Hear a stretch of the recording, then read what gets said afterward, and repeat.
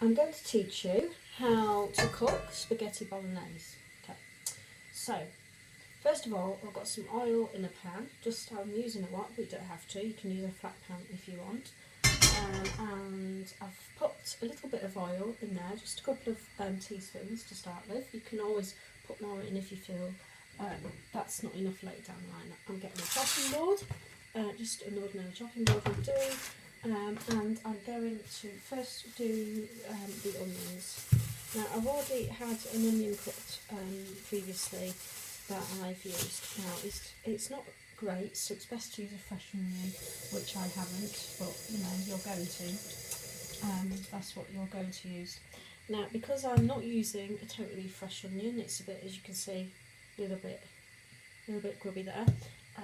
Oh, that's the, so I'm going to take that off in a second. I've got a knife here, so, okay, I'm going to cut the one slice off there, and I'm going to throw that away. One slice off the other end. This is only because it's a grubby old onion, you would not necessarily do this yourself, okay? So, there's the pieces that I'm throwing away. I'm going to turn that down a bit and pop that on because we don't want it going cold. I don't know why it's not standing up straight, but it's rubbish. It doesn't stand up straight, but it's short. There we go. Right, standing up straight now. So, okay, I'm now going to cut the onion, but I'm going to cut it that way, and that way. So I'm going to cut it in half and then cut it again at the other ends. Okay, so nice, and well, I don't like the look of that, so I'm not going to use it, but it's only going to be fried anyway, so I suggest you do use as much of the onion as you can. Although it's been on the go for over a week, which is quite a long time for an onion, it's actually not that bad.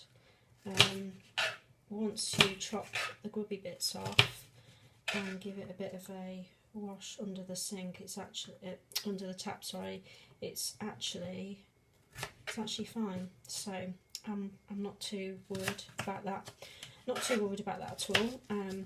It's not come out too bad. So yeah, there we go. Got quite a fair bit of onion there. Let's make sure it's sliced up because oh, it's making my eyes water now. Here we go. It's making my eyes water. Oh, stop. Right, so I'm going to try not to cry on camera. Try not to cry, but let's see. Okay, so there we are. Onion. So I'm going to fry the onion first, although the meat does obviously take a while.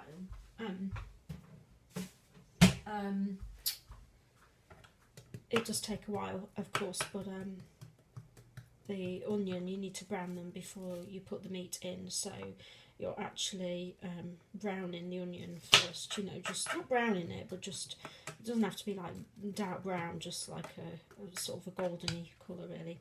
All the skinny bits are coming off, all the layers. Right, so I'm going to pour this in like so, like this. You can't see the pan, but I'm just showing you that I'm just going to go into the pan. And you might hear a little chitter. I have actually turned it down because I've turned the gas down because it's quite high, so it is actually on quite low at the moment. So I heated the oil up first to make it nice and hot, ready to cook the onion, and now I've turned the heat down a little bit because we don't want to over brown the onion, we just want to soften it a little. Okay, ready for the meat. I hope my voice is starting to sound better than on my last one, but this is practice, okay? This is, oh, onion, skins. Here we go. So, there we go. And again, I'm turning it nice and down. I'm just going to show you if you can see that, just softening. I mean, they're going brown already, look. You don't need them that brown, you just need them softened a little. So we don't need that up really high. There we go. Just keep that. Sorry about sniffing, but the onion does make me sniff a little. You'll find that with onions. Just make me sniff a little.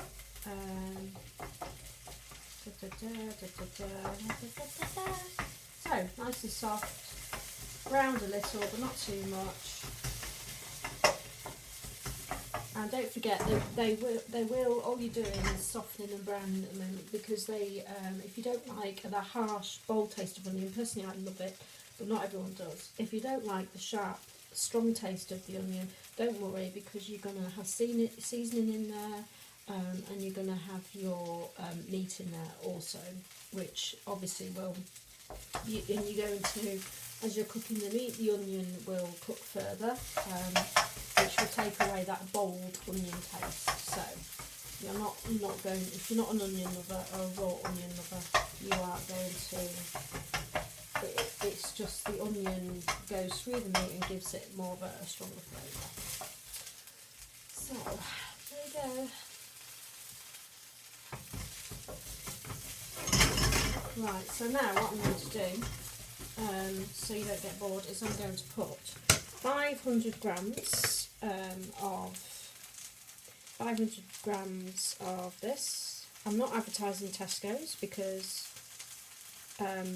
you know, I'm not branding at the moment. But there you go. So 500 grams, I think that is £2.50, and I've had it in the freezer, and I've defrosted it a couple of days ago. Don't leave it too long after defrosting, because I would not recommend more than 2 days. Okay, so don't leave it for too long. And I'm going to tip this in the pan. Be careful, because you have a paper underneath that absorbs the meat, and I know of people that have cooked that before. I won't mention names, but I do know of a friend of mine who cooked the paper. It happens, it happens. So, I'm going to wash my hands a little because I've been touching the meat. Just sprinkle a little. There we go. That's doing fine, but we're going to separate the mince now because it's all in one block. Don't forget it's stored mince, not frozen mince, so this is going to cook quicker. If you do want to use frozen mince straight from the freezer, you can, but it will take a while to defrost.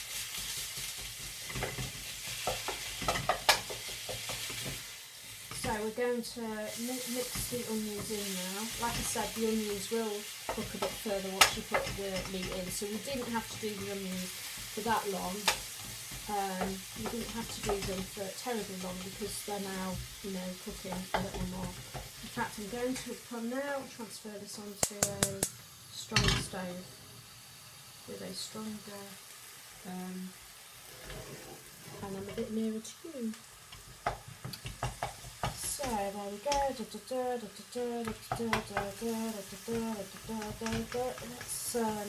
cooking there. It's cooking very nicely. Now, what I'm going to do is I'm going to brown the mince beef in here, the steak mince. I'm going to brown that in this pan. I'm going to pop a little pepper in there. So this is just that sort of pepper. So that's black pepper. So that will go in there nicely, just to give it a bit of flavour. Right, and because I'm going to put this in the slow cooker. So what I'm going to do is put some hot water in the kettle. Well, I'm not. I'm going to put some cold water in the kettle and then heat it up.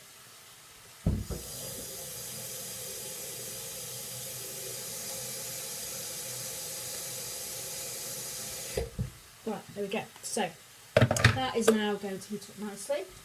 This is browning nicely.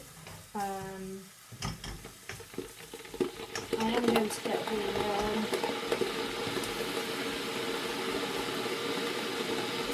hot cooker out.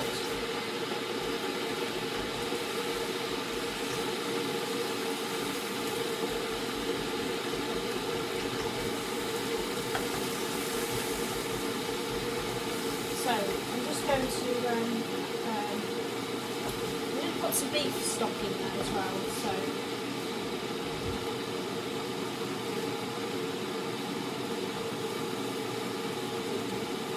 that's an oxo beef stock.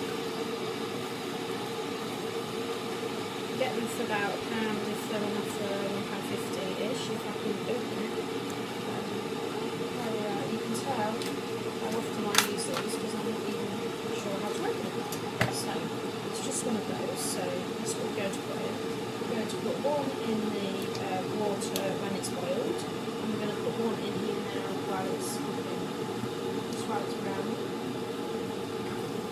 I don't know if this is right now, I've got no idea. So that's going to go in the bin because I like to clear it up as I go along. And I'm going to give that a bit more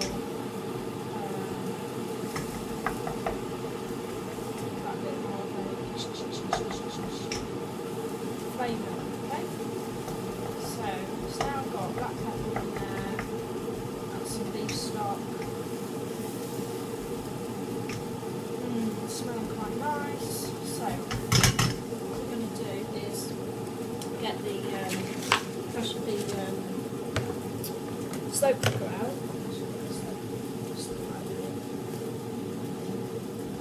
Turn that down, turning the heat down a little because I don't want it burning while I'm pottering about, getting the stuff ready. I should have done this earlier really, but I didn't.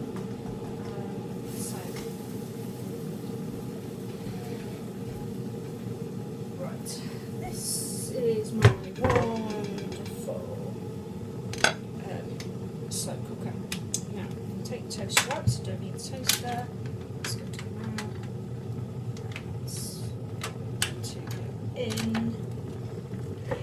The kettle's nearly boiled, so I'm going to go.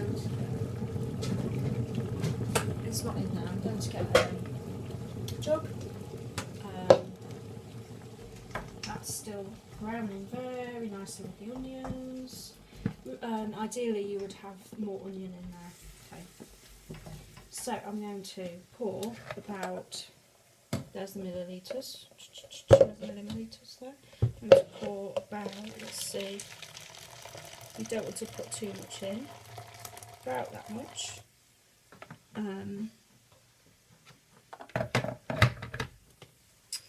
So let's see how much that is, just so you know. That's nearly 300 millilitres, and that's plenty. So we're going to put another stock cube. I know we've already put one stock cube in, but we want it nice and rich. Okay, so we're going to pop the stock cube in there. They should just plop out. They should, she says, just plop out. So I'm going to get a spoon and make it.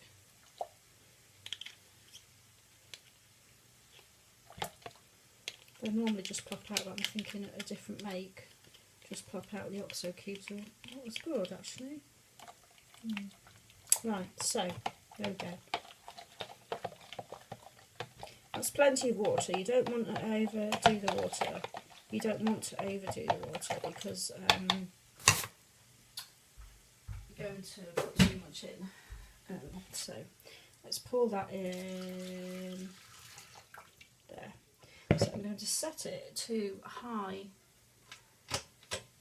So warm is there, high is there, and low is the next one. So I'm now ready to put the meat in. It's nicely browned. I'm just going to show you, move that out of the way, I'm just going to show you how brown that steak is now. Can you see that?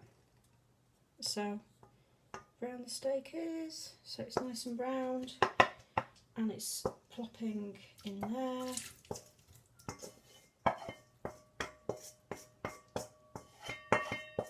I did chop some carrots up earlier, so they are cooked.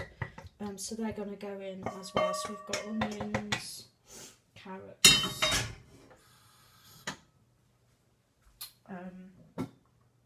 so I've actually diced the carrots. I'm going to show you the carrots. They are nicely diced up, so that's what they look like. They're all cut up into little segments, and they're going to go in as well. because we don't need that long in there, because the carrots are actually softened. They are softened. So we now have onions in there, carrots, beef, water.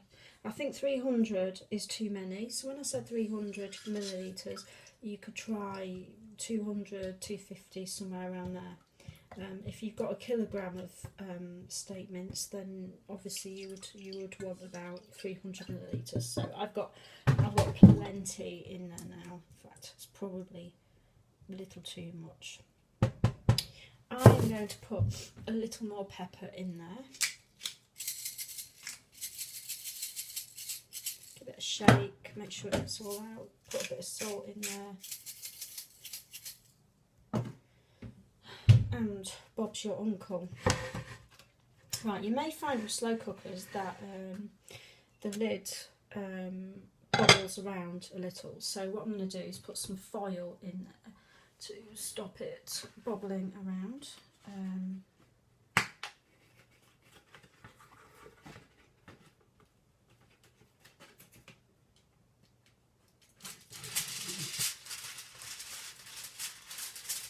Well, I've actually used this brand new foil, so I've got a sticky thing on there to get off.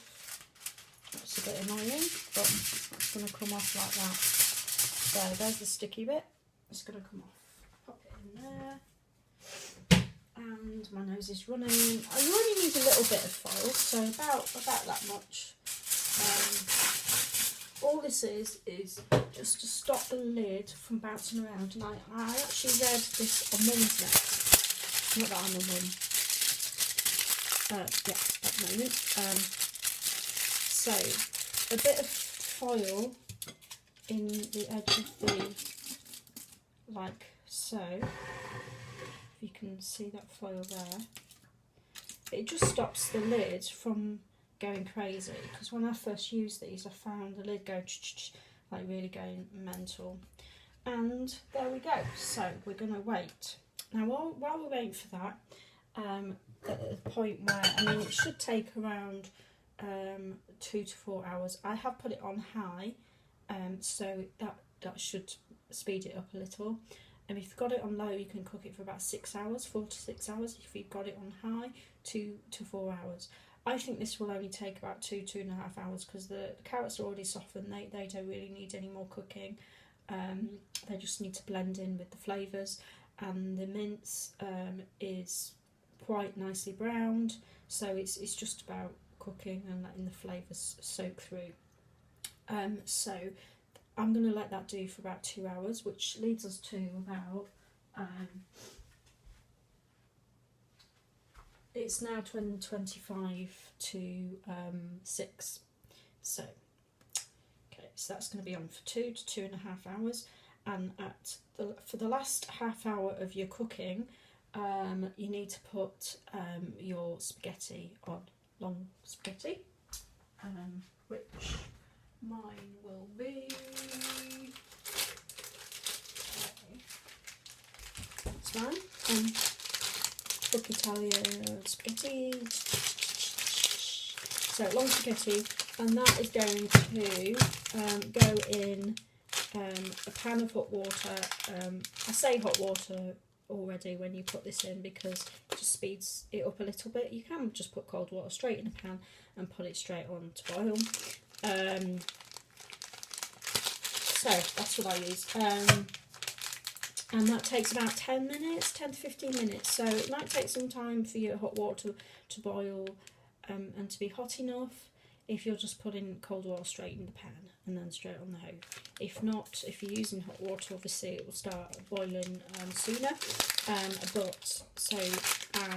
then you put this in, and it takes about 10, at least sort of 10 minutes, 10 to 15 at the most. You don't want it too soft, it goes soggy and it's not great. So I recommend about 10 minutes. It actually says on it anyway about 10 minutes. Yeah, simmer for 10 minutes. And then another 2 minutes for softer texture. So if you like a really soft texture, like I said, longer than 10 minutes. But the recommendation is 10 minutes. Okay, I was right about that. I just thought I'd check, and I was right. So, and that's for your last half hour. I say half hour and then it takes 10 minutes because you might be talking to someone while you're preparing food. And I always think things take longer than you think they take. By that I mean, oh, I've got to get a pan. Oh, I haven't got a clean pan. I've now got to wash a pan. I've now got to put the water in the pan. I've now got, you know, and all of that stuff. And then, oh, the phone rings. I'm just going to answer that. Or all that kind of stuff. Things can take longer than you think they do. So if you're going to have no distractions whatsoever, you're not watching the TV, there's nothing going on, you haven't got a toddler trying to eat something they shouldn't be eating or something going on in the background, then I suggest that 15 minutes before the end of your cooking should be fine, okay, and then you can pop that in then. Okay, thank you very much for listening, and I hope you've learned something. Thank you.